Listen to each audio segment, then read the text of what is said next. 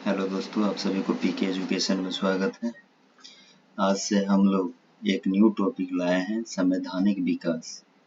संवैधानिक विकास कैसे कैसे हुआ, कहाँ से, मतलब रेगुलेटिंग एक्ट कब आया, चार्टर एक्ट कब आया, संशोधन अधिनियम कब आया था, भारत परिषद अधिनियम कब आया था, यही सब इस टॉपिक में देखना है। तो चलिए देखते हैं। सबसे पहले हम लोग देखते हैं संवैधानिक विकास। संवैधानिक विकास इस टॉपिक का नाम हुआ। इसका सबसे पहले परिचय देखते हैं। संवैधानिक विकास का परिचय। संविधान कई वर्षों के सतत विकास का परिणाम होता है। संविधान जो है कई वर्षों का सतत विकास का परिणाम है। संविधान तो कोई एक दिन बनने वाला चीज नहीं है, कई वर्षों तक मतलब लग जाता है कोई चीज का परिवर्तन करने के लिए। बहुत ही उसके पीछे बहुत ही मेहनत रहता है, बहुत दिन परिश्रम किया जाता है। तो संविधान कई वर्षों का सतत विकास का परिणाम होता है। संविधान का अर्थ होता है सभी के लिए बराबर कानून। संविधान का अर्थ होता है कि सभी के लिए बराबर कानून, ये ना कि मतलब उसके लिए ज़्यादा और उसके लिए कम, सभी के लिए समान कानून या बराबर कानून रहता है। भारत में संवैधानिक विकास की प्रक्रिया ईस्ट इंडिया कंपनी की स्थापना के साथ ही आरंभ हुआ था। भारत का संवैधानिक विकास जो था, जिस टाइम ईस्ट इंडिया कंपनी की स्थापना हुई थी उसी टाइम मतलब भारत में संवैधानिक विकास का आरंभ हुआ था। तो 1600 ईस्वी में ब्रिटेन की महारानी एलिजाबेथ प्रथम ने इंग्लैंड में स्थापित ईस्ट इंडिया कंपनी को एक चार्टर द्वारा भारत के साथ व्यापार करने का एकाधिकार प्रदान किया था। एकाधिकार का मतलब यहाँ क्या हो जाता है?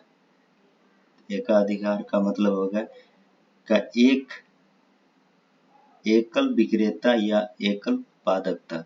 एक ही आदमी उत्पादक कर सकता है और एक ही आदमी विक्रेता भी कर सकता है, उसी को कहते हैं एकाधिकार।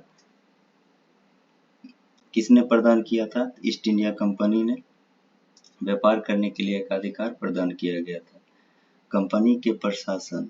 कंपनी को अब दो भाग में डिवाइड कर देते हैं। तो पहला हो गया कंपनी के प्रशासन और दूसरा हो गया किसके साथ में आ गया था? ब्रिटेन। दो कालखंड बांटा गया। पहला कालखंड जो था 1757 से 1857 तक, ये वो कालखंड था जिस समय कंपनी इस पे शासन प्रशासन चलाता था। और दूसरा हो गया 1858 से 1947 तक, इस समय का कालखंड जो ब्रिटिश ताज या क्राउन के हाथों में ये शासन प्रशासन चला गया था। नेक्स्ट पॉइंट चलते हैं। चार्टर एक्ट या राज एक्ट क्या था? चार्टर एक्ट या राज एक्ट क्या था? भारत का वह कानून जो सीधे इंग्लैंड से बनकर आता था उसे चार्टर एक्ट कहते हैं। चार्टर एक्ट या राज एक्ट कौन था? भारत का वह कानून जो सीधे इंग्लैंड से बन के आता था उसे चार्टर एक्ट कहते हैं। तो कौन सा चार्टर एक्ट बन के आया था? इंग्लैंड से 1773 का रेगुलेटिंग एक्ट, 1784 का और 1786, 1813 और 1833, 1853, ये सभी जो एक्ट था जो इंग्लैंड से बन के भारत आया था। और भारत शासन अधिनियम, भारत शासन अधिनियम जो था गवर्नमेंट ऑफ इंडियन एक्ट, या भारत का वह कानून जो भारत में ही बनाया जाता था उसे भारत शासन अधिनियम कहा जाता था। जो कानून, जैसे जो कानून भारत में बना वो कानून को भारत शासन अधिनियम कहते हैं, और जो इंग्लैंड में बना वो चार्टर एक्ट कहलाया। भारत में कौन कौन सा कानून बना था? 1858 का, 1861 का, 1892 का, 1909 का, 1919 का, 1935 का भारत शासन अधिनियम। पहले देखते हैं रेगुलेटिंग एक्ट 1773। रेगुलेटिंग एक्ट 1773 का रेगुलेटिंग एक्ट कंपनी की गतिविधियों से संबंधित पहला संसदीय कानून था। ये 1773 का रेगुलेटिंग एक्ट था कंपनी की गतिविधियों का पहला संसदीय कानून था। इसके द्वारा, रेगुलेटिंग एक्ट के द्वारा कलकत्ता में सुप्रीम कोर्ट की स्थापना की गई, जिसके पहले मुख्य न्यायाधीश एलिजा इम्पे बने थे। 1773 के रेगुलेटिंग एक्ट के द्वारा सुप्रीम कोर्ट की स्थापना किया गया था। कहाँ किया गया था? कलकत्ता में किया गया था। इसके पहले मुख्य न्यायाधीश कौन थे? एलिजा इम्पे थे। अन्य 3 जज चेस्टर, लिनेस्टर और हाइडे, ये अन्य जज थे। अन्य जज कौन कौन थे? चेस्टर, लिनेस्टर और हाइडे। मुख्य न्यायाधीश कौन थे? Elijah Impey. बम्बई तथा मद्रास को कलकत्ता के अधीन कर दिया था। बम्बई और मद्रास को कलकत्ता के अधीन कर दिया था। जैसे ये हो गया बम्बई, ये हो गया मद्रास, ये एरिया मद्रास था और ये एरिया बम्बई था। ये दोनों को, बम्बई और मद्रास को कलकत्ता के अधीन कर दिया था। कलकत्ता यहाँ पड़ जाता है, तो मद्रास और बम्बई दोनों को कलकत्ता के अधीन कर दिया था। तो बम्बई और मद्रास को कलकत्ता के अधीन कर दिया गया था। बंगाल के गवर्नर को बंगाल का गवर्नर जनरल बना दिया गया था। तो पहला गवर्नर जनरल कौन था? Warren Hasting. बंगाल का पहला गवर्नर जनरल कौन था? तो वॉरेन हेस्टिंग। संशोधनात्मक अधिनियम या act of settlement. Act of settlement कब हुआ था? 1781 में। इस एक्ट को रेगुलेटिंग एक्ट 1773 के कमियों को दूर करने के लिए लाया गया था। 1773 में रेगुलेटिंग एक्ट जो आया था, उसमें जो भी कमी रह गया था उसको दूर करने के लिए एक्ट ऑफ सेटलमेंट 1781 का लाया गया था। Next, Pitt's India act 1784। Act जो 1784 में आया था, ये क्या था? ये रेगुलेटिंग एक्ट को दोष और ब्रिटिश राजनीति के उतार चढ़ाव के कारण, रेगुलेटिंग एक्ट में दोष और ब्रिटिश राजनीति के उतार चढ़ाव के कारण 1784 ईस्वी में एक और कानून बनाया गया, जिसे पीस्ट इंडिया एक्ट कहा गया था। पीस्ट इंडिया एक्ट 1784 क्यों लाया गया था? क्योंकि रेगुलेटिंग एक्ट में जो दोष हुआ था और ब्रिटिश राजनीति में जो उतार चढ़ाव चल रहा था, उसके कारण 1784 में एक कानून बनाया गया, जो कानून था पीस्ट इंडिया एक्ट। भारत में द्वैध शासन दिया गया। भारत में द्वैध शासन दिया गया, जिसके तहत कंपनियों को कार्य 2 भागों में बंट गया था। भारत में द्वैध शासन पीस्ट इंडिया 1784 के द्वारा दिया गया था, जिसके तहत कंपनी के कार्य 2 भागों में बंट गया था। द्वैध शासन किसे कहा जाता है? द्वैध शासन का अर्थ क्या है? तो द्वैध शासन उसे कहते हैं जो 2 शासन एक साथ सत्ता संचालन करे। 2 शासन जैसे हो गया, एक साथ सत्ता संचालन करे, उसे द्वैध शासन कहते हैं। ये दोनों जो एक साथ अगर सत्ता संचालन करने लगे, इसे द्वैध शासन कहते हैं। तो द्वैध शासन पीस इंडिया एक्ट के तहत दिया गया था और 2 भागों में बांट गया था। तो पहला भाग क्या था? निर्देशक मंडल या डायरेक्टरी। निर्देशक मंडल या भारत में रहते थे या व्यापार कार्य को देखते थे। निर्देशक मंडल जो था भारत में रहते थे, ये व्यापार कार्य को देखता था। और दूसरा जो था नियंत्रक मंडल, ये जो इंग्लैंड में रहते थे और राजनीतिक तथा सैन्य कार्यों को देखरेख करता था। निर्देशक मंडल जो था भारत में रहते थे और कार्यों को देखते थे, और नियंत्रक मंडल जो था इंग्लैंड में रहता था और राजनीतिक तथा सैन्य कार्य को देखता था। इस कानून में बम्बई एवं मद्रास प्रेसिडेंसी को युद्ध, कूटनीति और राजस्व के मामले में बंगाल के अधिकार कर लिया था। इस कानून में बम्बई एवं मद्रास प्रेसिडेंसी को, बम्बई तथा मद्रास प्रेसिडेंसी को युद्ध, कूटनीति और राजस्व के मामले में बंगाल पर अधीन कर लिया था। गवर्नर जनरल को अब सेना, पुलिस, सरकारी नौकरी तथा न्यायपालिका के माध्यम से शासन चलाना था। इसके ऊपर अब केवल ब्रिटिश संसद का ही नियंत्रण होता था। नेक्स्ट, 1786 का अधिनियम 1786 का अधिनियम में कहा गया था कि इसके द्वारा ईस्ट इंडिया एक्ट की कमियों को दूर किया गया। भारत के गवर्नर को वीटो पावर तथा सैन्य शक्ति दी गई थी।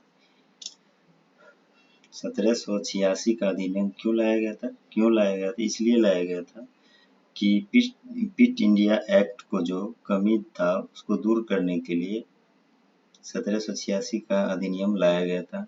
भारत के गवर्नर को वीटो पावर या सैन्य शक्ति 1786 के अधिनियम के द्वारा दिया गया था। इस अधिनियम का उद्देश्य लॉर्ड कॉर्नवालिस को भारत के गवर्नर जनरल का पद प्रदान करना था। चार्टर एक्ट 1833 इस एक्ट के द्वारा कंपनी का भारतीय व्यापार पर एकाधिकार समाप्त कर दिया था। अगर पूछा जाएगा कि किस एक्ट के द्वारा कंपनी का भारतीय व्यापार पर एकाधिकार समाप्त कर दिया गया था, तो चार्टर एक्ट 1833 के द्वारा भारतीय व्यापार एकाधिकार पर समाप्त कर दिया गया, किंतु चाय और चीनी के साथ व्यापार का एकाधिकार बना रहा था। चाय एवं चीनी के साथ व्यापार का अधिकार बना रहा। इसके अंतर्गत कंपनी को अगले 20 वर्षों के लिए भारतीय प्रदेश तथा राजस्व पर नियंत्रण का अधिकार प्रदान किया गया था। चार्टर एक्ट 1833 के अंतर्गत कंपनी को अगले 20 वर्षों के लिए भारतीय प्रदेशों तथा राजस्व पर नियंत्रण का अधिकार प्रदान किया गया। इस चार्टर एक्ट के अंतर्गत भारत में शिक्षा के विकास हेतु वार्षिक माह के लिए 1 लाख रुपया दिया गया। इस एक्ट के द्वारा ईसाई मिशनरी को भारत में प्रवेश दिया गया। चार्टर एक्ट 1813 के द्वारा भारत में ईसाई मिशनरियों का प्रवेश दिया गया था और शिक्षा के विकास के लिए प्रति माह 1 लाख रुपया दिया गया। अगर ये क्वेश्चन बन जाए, शिक्षा के अधिकार प्रति माह 1 लाख किस एक्ट के द्वारा दिया गया था? तो चार्टर एक्ट 1813 के द्वारा दिया गया था। चार्टर एक्ट 1833 के द्वारा देख लेते हैं। इस एक्ट के द्वारा कंपनी के व्यापारिक अधिकार को समाप्त कर केवल राजनीतिक कार्यों को स्वीकृति दी गई।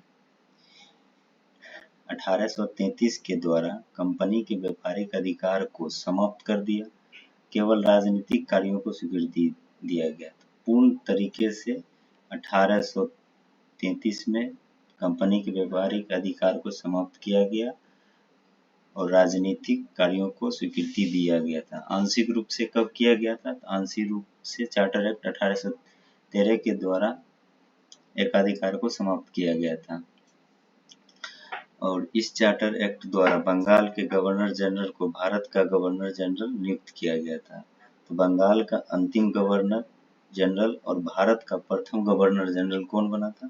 तो विलियम बेंटिंक जो थे बंगाल के अंतिम गवर्नर जनरल और भारत का प्रथम गवर्नर जनरल नियुक्त किए गए थे। गवर्नर जनरल का परिषद में विधि सदस्य को शामिल किया गया तथा मैकाले को पहला विधि सदस्य नियुक्त किया गया था।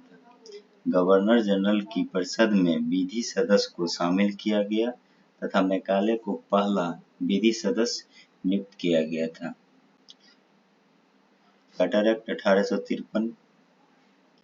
1853 भारत के लिए एक विधानमंडल की व्यवस्था की गई थी। इसमें 12 सदस्य थे। 1853 के द्वारा भारत में एक विधानमंडल की व्यवस्था की गई थी।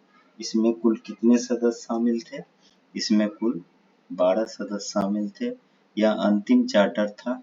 इसमें एक अलग से विधि परिषद का गठन किया गया था, जो कंपनी के कर्मचारी के लिए भी खुली प्रतियोगिता का आयोजन किया गया था। इसमें बोला गया था यही, अब कोई भी आदमी हो, पहले एग्जाम दो, उसके बाद एग्जाम में पास होने के बाद अब कोई भी कर्मचारी बन सकता है। इसी को कहते हैं कंपनी के कर्मचारी को के लिए भी खुली प्रतियोगिता का आयोजन किया गया था। भारत सरकार अधिनियम 1858। इस अधिनियम के अंतर्गत ब्रिटिश ताज या क्रोन ने कंपनी का शासन अपने हाथ में ले लिया। इस प्रकार ईस्ट इंडिया कंपनी की युग समाप्त हो गया। ईस्ट इंडिया कंपनी का युग, जो कंपनी का शासन था, वो 1857 तक ही था। इसमें 1857 का विद्रोह होने के बाद कंपनी के हाथ से शासन प्रशासन की व्यवस्था अब ब्रिटिश ताज या क्रोन के हाथों में चला गया था। इस अधिनियम के अंतर्गत भारत सचिव का पद सृजन किया गया। इस अधिनियम के द्वारा गवर्नर जनरल को अब वायसराय कहा जाने लगा। पहला वायसराय कौन थे? भारत का पहला वायसराय कौन थे? तो लॉर्ड कैनिंग जो थे, भारत का पहला वायसराय बने थे, क्योंकि वह भारत में क्रोन का सीधा प्रतिनिधित्व होता था। अब कंपनी के जैसे शासन प्रशासन नहीं चलता, अब सीधा इंग्लैंड से क्रोन को सीधा प्रतिनिधित्व चलता था, शासन प्रशासन देखते थे। भारतीय परिषद अधिनियम 1861। बम्बई तथा मद्रास प्रेसिडेंसी को स्वयं के लिए कानून बनाने तथा उसमें संशोधित का अधिकार प्रदान किया गया था। बम्बई तथा मद्रास प्रेसिडेंसी को स्वयं के लिए कानून बनाने तथा उसे संशोधित का अधिकार प्रदान किया गया था। इस अधिनियम द्वारा कानून में संशोधन के लिए गवर्नर जनरल की अनुमति अनिवार्य कर दिया गया था। अब कोई भी संशोधन होगा उसमें मतलब गवर्नर जनरल की अनुमति अनिवार्य कर दिया गया था। भारत परिषद अधिनियम 1892। इस अधिनियम के द्वारा केंद्र विधानमंडल के सदस्यों की संख्या कम से कम 10 और अधिकतम 16 निश्चित कर दिया गया था। इस अधिनियम के द्वारा केंद्र विधानमंडल के सदस्यों की संख्या कम से कम 10 और अधिकतम 16 निर्धारित किया गया था। यह भी निश्चित किया गया था कि इस परिषद के कम से कम 40% लोग गैर सरकारी हो सकते हैं। 40% लोग ऐसे होंगे जो सरकारी ना हो, वो भी इसमें शामिल हो सकते हैं। इसके द्वारा बजट पर बहस करने का अधिकार दिया गया तथा निर्वाचन प्रणाली प्रारंभ किया गया था। भारत परिषद अधिनियम 1892 के द्वारा बजट पर बहस करने का अधिकार तथा निर्वाचन प्रणाली प्रारंभ किया गया था। भारतीय परिषद अधिनियम 1909। इस अधिनियम को मार्ले मिंटो सुधार भी कहा जाता था। मार्ले मिंटो सुधार किसे कहा जाता था? भारत परिषद अधिनियम 1909 को मार्ले मिंटो सुधार कहा जाता था। इस अधिनियम के द्वारा फूट डालो और शासन करो, यही के मतलब मुसलमानों के लिए पृथक और मताधिकार तथा पृथक निर्वाचन क्षेत्र की स्थापना किया गया था।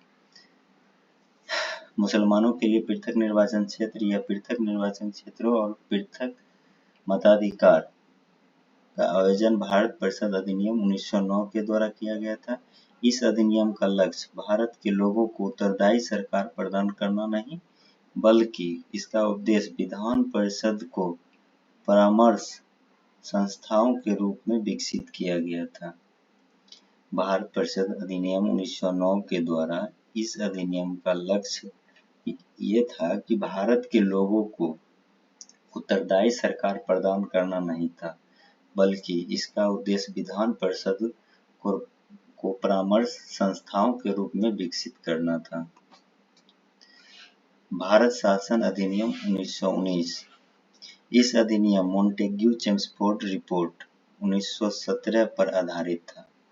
इस अधिनियम भारत शासन अधिनियम 1919, यह अधिनियम मोंटेग्यू चेम्सफोर्ड रिपोर्ट 1917 पर आधारित था। इस अधिनियम द्वारा प्रांतों में प्रत्यक्ष चुनाव प्रणाली अपनाई गई। प्रांतों में प्रत्यक्ष चुनाव प्रणाली अपनाई गई थी।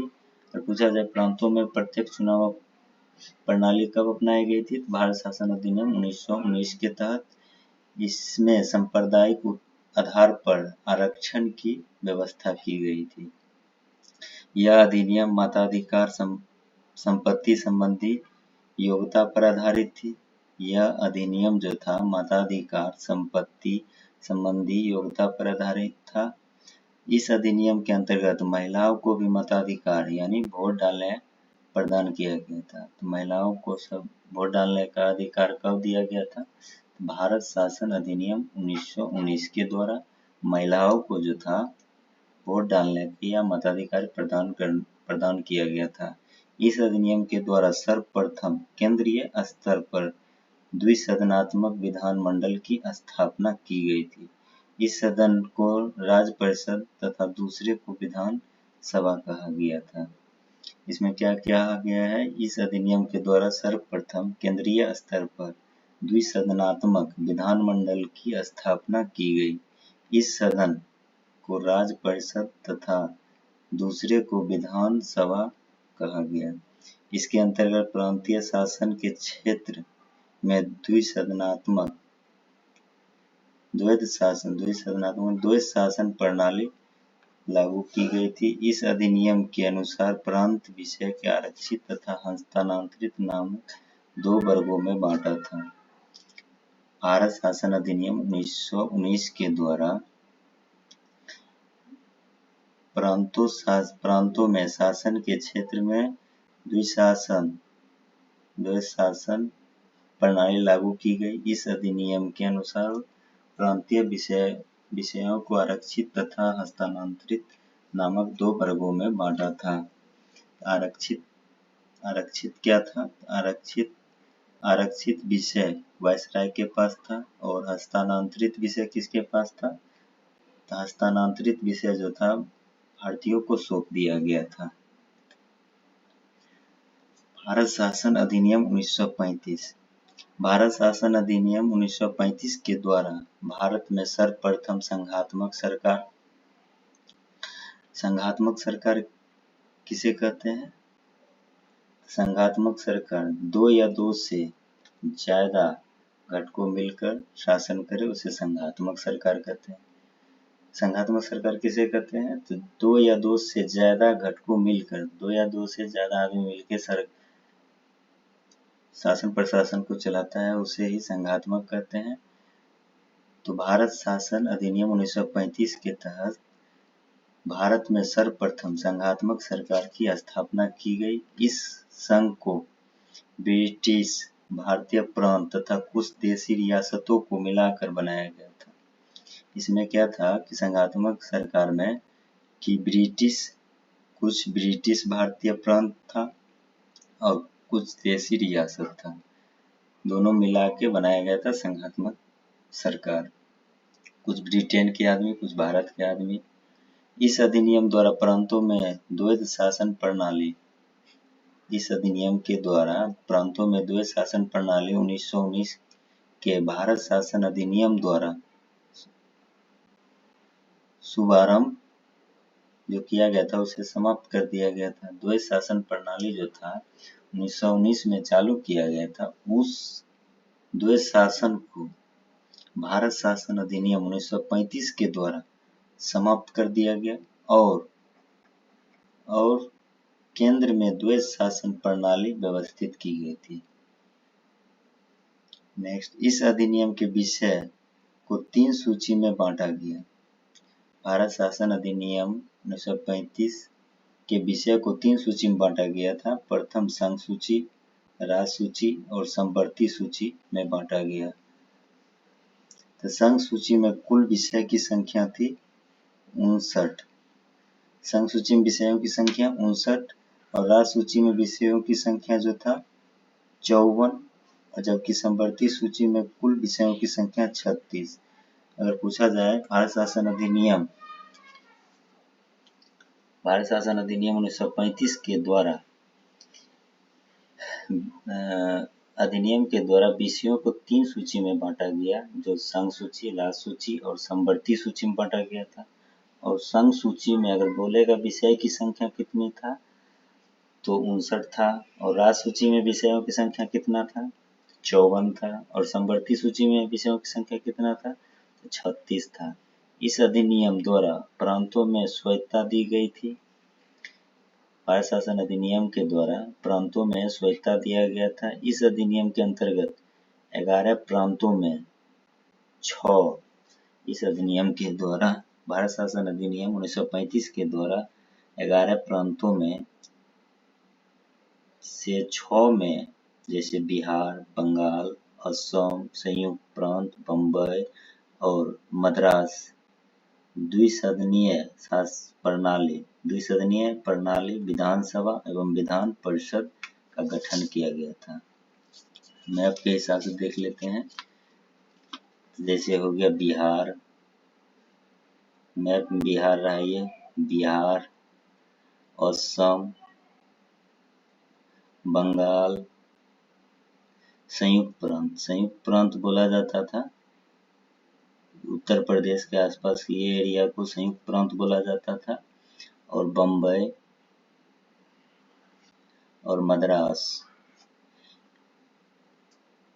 ये 6 स्थान जो था जहाँ पे द्विसदनात्मक व्यवस्था था, जहाँ विधान परिषद और विधानसभा दोनों था। तो कहाँ द्विसदनात्मक था? संयुक्त प्रांत, बिहार, बंगाल, असम और मद्रास और बम्बई, ये सभी जगह द्विसदनात्मक व्यवस्था था।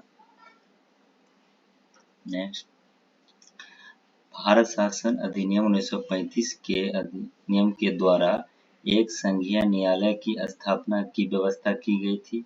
इस अधिनियम के द्वारा 1935 में बर्मा को भारत से अलग कर दिया गया। अगर पूछा जाए प्रश्न, भारत शासन अधिनियम 1935 के द्वारा किसको भारत से अलग किया गया था? तो भारत से बर्मा को 1935 में अलग कर दिया था। इस अधिनियम वर्ष 1937 में अस्तित्व में आया। भारत शासन अधिनियम 1937 में अस्तित्व में आया था और 1939 में प्रांतीय सरकार के त्याग पत्र से समाप्त कर दिया गया था। तो आज का टॉपिक संवैधानिक विकास था। देख के कैसा लगा कमेंट में जरूर बताइएगा, और नेक्स्ट वीडियो किस टॉपिक पे चाहिए वो भी बताइएगा। और लाइक एंड सब्सक्राइब और शेयर कमेंट जरूर कीजिएगा। धन्यवाद, थैंक यू।